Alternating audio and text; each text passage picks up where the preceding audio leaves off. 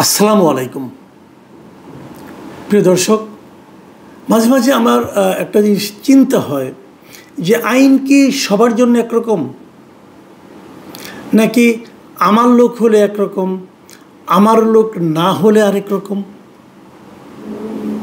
এই কথাটা আমি বললাম এ কারণে যে আমি মিডিয়ার আজকে একটা খবর পড়ে আমি একটু হতভম্বই হয়ে গেছি। এই কারণে খবরটা প্রকাশিত হয়েছে দৈনিক আমার দেশ পত্রিকায়।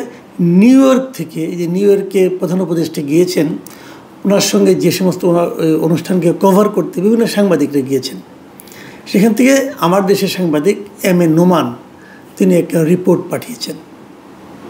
সেই রিপোর্টে আমি শিরোনামটা পড়ছি না, আপনারা দেখে নিন। সেই রিপোর্টে আওয়ামী লীগ নেতাকর্মীদের শেখ হাসিনা কি নির্দেশ দিয়েছেন সে সংক্রান্ত রিপোর্ট ডিটেইলে আছে। তার নেতাকর্মীদের সঙ্গে ভার্চুয়ালি মিটিং করেছেন, মানে টেলিফোনে কথা বলেছেন, এবং উনি সেখানে নানা ধরনের নির্দেশনা দিয়েছেন। এবং সেই নির্দেশনাগুলি অবশ্যই আমার কাছে মনে হয়েছে যে খুবই ভয়ানক রকম নির্দেশনা, এবং সেই নির্দেশনার ডিটেইল সংবাদ দিয়ে আমার দেশে এই রিপোর্টটা করেছে। আপনারা দেখতে পাচ্ছেন, আমি আপনাদেরকে শিরোনামটা দেখালাম।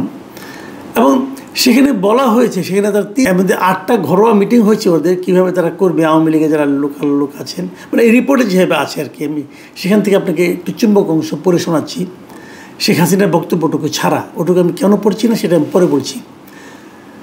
এখানে বেশ কয়েকটা মিটিং হয়েছে, 8টা ঘরোয়া মিটিং হয়েছে আমাদের, এবং সেখানে প্রায় প্রতিটি সভায় উনি ছিলেন। শেখ হাসিনা প্রতিটি সভায় ভার্চুয়ালি ছিলেন, এবং সেখানে জয় বক্তব্য রেখেছেন মিটিংগুলোতে, এবং তারা নানা ধরনের নির্দেশনা দিয়েছেন, এবং সেই নির্দেশনাগুলো ডিটেইল এই রিপোর্টে কিন্তু আছে। এখন আমি কেন এই কথাটা বললাম যে এই রিপোর্টটা নিয়ে আমি তেমন কোনো কিছু বলতে চাই না, সেটাও আপনাদেরকে আমি একটু বলি। সেই বলার কারণটা হলো যে আপনাদের মনে আছে আজকের থেকে কয়েকদিন আগে, এই বছরেরই মাস 2 আগে, অগাস্টের 22 তারিখে এই বর্তমান অন্তর্বর্তী সরকার একটা নির্দেশনা জারি করেছেন। সেই নির্দেশনায় বলা হয়েছে যে শেখ হাসিনার বক্তব্য প্রকাশ করলে তাৎক্ষণিক আইনি ব্যবস্থা, মানে জাস্ট তার বক্তব্যটা যদি আপনি প্রকাশ করেন, যে কোনো ভঙ্গিতে করেন, প্রিন্টেড আকারে করেন, অথবা আপনি মানে অডিও আকারে করেন, অথবা ভিডিও আকারে করেন, ওনার বক্তব্যটা যদি আপনি খালি প্রকাশ করেন, তাহলে তাৎক্ষণিকভাবে আপনার বিরুদ্ধে আইনি ব্যবস্থা নেওয়া হবে। সরকারের এই নির্দেশনা ভালো কি মন্দ সেটা অন্য বিতর্ক। যেমন আমি নিজে এই ধরনের নির্দেশনাকে সাপোর্ট করি না। আমি মনে করি সরকার এই ধরনের নির্দেশনা দেওয়া ঠিক না। এটা নিয়ে আমি তখনই রিপোর্ট করেছিলাম, তখনই আমি বলেছিলাম যে এরকম কিন্তু আওয়ামী লীগ আমলে তারেক রহমানের বক্তব্য প্রচারের উপর নিষেধাজ্ঞা জারি করা হয়েছিল। তবে কী ফল হয়েছিল? কোনো ফল কী হয়েছিল? তারেক রহমান কথা বলেন নাই। তারেক রহমান তার দলের যে স্থায়ী কমিটি মিটিংগুলি হতো, প্রত্যেকটা মিটিংয়ে উনি উপস্থিত থাকতেন না, ভার্চুয়ালি থাকতেন, উনি কথা বলতেন, এবং ওনার কথাকে কোট করে তার দলের শীর্ষ পর্যায়ের নেতারাও জনগণকে অনেক কিছু বলতেন। সবই তো হয়েছিল। যে এই নির্দেশনাটাই আমার বিবেচনায় ছিল, আমার কাছে ভালো লাগেনি, আমার কাছে মনে হচ্ছিল অপ্রয়োজনীয় এবং অকার্যকর একটা নির্দেশনা। কিন্তু আমি আগেও বলেছি, বহুবার বলেছি, যে কোনো নির্দেশনা, কোনো আইন আমার পছন্দ নাও হতে পারে, না হলে আমি সেটা সমালোচনা করব যে আইনটা ভালো হয়নি, আমি বলবো এটা কালো আইন। কোনো নির্দেশনাকে পছন্দ না হলে আমি বলবো এই নির্দেশনাটা সরকার দিয়ে ঠিক করেনি, এটা আত্মঘাতী নির্দেশনা, আমি এরকমভাবে বলবো। কিন্তু যে নির্দেশনাটা দিয়েছে, যদি আমি আইন মান্যকারী নাগরিক হই, আমি কিন্তু নির্দেশনাটাকে অমান্য করব না, কখনোই আমি সেই নির্দেশনাকে অমান্য করব না, এবং করা উচিত না। তাহলে তো দেশের আইন থাকে না, তাহলে তো দেশে কোনো নিয়মকানুন থাকে না। আপনাকে তো নিয়ম মানতে হবে।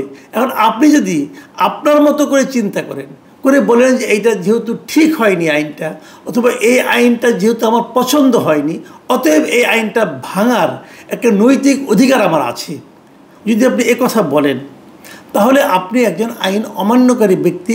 যদি কোনো প্রতিষ্ঠান বলে, আইন অমান্যকারী প্রতিষ্ঠান হিসাবে পরিচিত হবেন, পরিগণিত হবেন। তখন সেই আইন লঙ্ঘনকারীর জন্য যে সাজা, সেই সাজা আপনাকে ভোগ করতে হবে যদি আইন প্রয়োগকারী সংস্থা সেটা প্রয়োগ করে আইনটাকে। আর প্রয়োগ না করলে কিছু না। এখন আমার দেশ যে কাজটা করেছেন, ওনারা শেখ হাসিনার বক্তব্য কি বলেছেন, কার উপরে কী করতে বলেছেন, কিভাবে কি বলেছেন, এবং সেগুলি কিন্তু সবই কিন্তু আপত্তিকর কথা। সরকারের এই যে ঘোষণা যেটা দিয়েছিল তার আলোকে যে বক্তব্যটা আমার দেশে প্রচারিত হয়েছে, সেটাকে আমি মনে করি না যে মানুষের মধ্যে উস্কানিমূলক বক্তব্য ওখানে ছিল না, ছিল।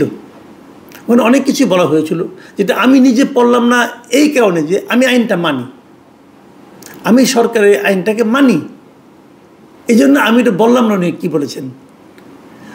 আমি যদি বলতাম আমার দেশ বলেছে, আমি আমার দেশ থেকে পড়ে শোনাচ্ছি, তাহলে কিন্তু আমি মনে করি সেটাও আমি ঠিক করতাম না। এই কারণে করতাম না যে আমার দেশ একটা অন্যায় করলে সেই অন্যায়টা আমার করার কোনো জাস্টিফিকেশন ক্রিয়েট হয় না।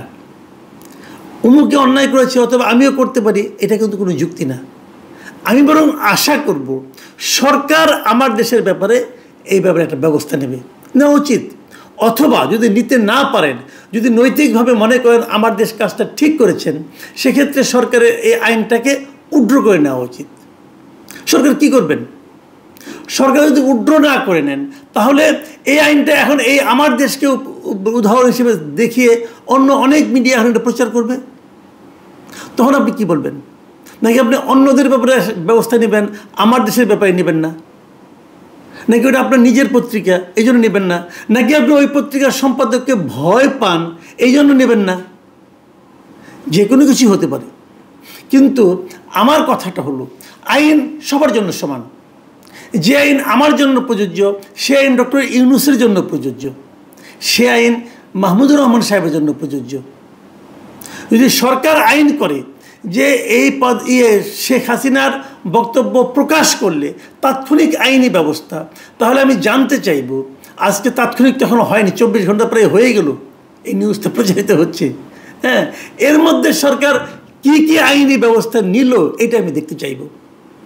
যদি সরকার আইনি ব্যবস্থা না নিতে পারে, তাহলে এই সরকারের করা আইনকে কেউ কি মানবে? আর অথবা এই আইন যারা প্রণয়ন করেছে তাদেরকে লোকে সম্মান করবে?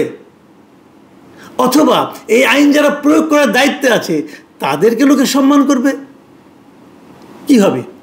দেখুন, রিপোর্টটা যিনি পাঠিয়েছেন এম এ নোমান, একসময় আমার মানে সহকর্মী ছিলেন, আমি ওনাকে পার্সোনালি খুব পছন্দ করি। আমি কিন্তু ওনার উপর কোনো দায় চাপাচ্ছি না, এইখানে চাপাচ্ছি না। উনি যে পাঠিয়েছেন ওনার পাঠাতেই পারেন, রিপোর্টাররা অনেক কিছুই পাঠান, কিন্তু সেটা ছাপা হবে কি না হবে সেগুলো সম্পাদকীয় নীতি, সেগুলো সম্পাদকের সিদ্ধান্ত। এবং আমার দেশের সম্পাদক মাহমুদুর রহমান সাহেব উনি এটা ছাপিয়েছেন, তার মানে উনি নিজেকে রাষ্ট্রের আইনেরও ঊর্ধ্বে মনে করেন বলে ছাপিয়েছেন, অথবা উনি আইন ভেঙেছেন জেনে শুনে, অথবা এই আইনটা একদমই অপ্রয়োজনীয় বলে উনি বলার চেষ্টা করেছেন। এই তিনটা কোনটা? আমি একজন সাধারণ নাগরিক হিসেবে জানতে চাই কোনটা। যদি এই আইনটা অপ্রয়োজনীয় আইন হয় তাহলে কালকে থেকে সবাই ভাঙে না পারা, কোনো সমস্যা নাই।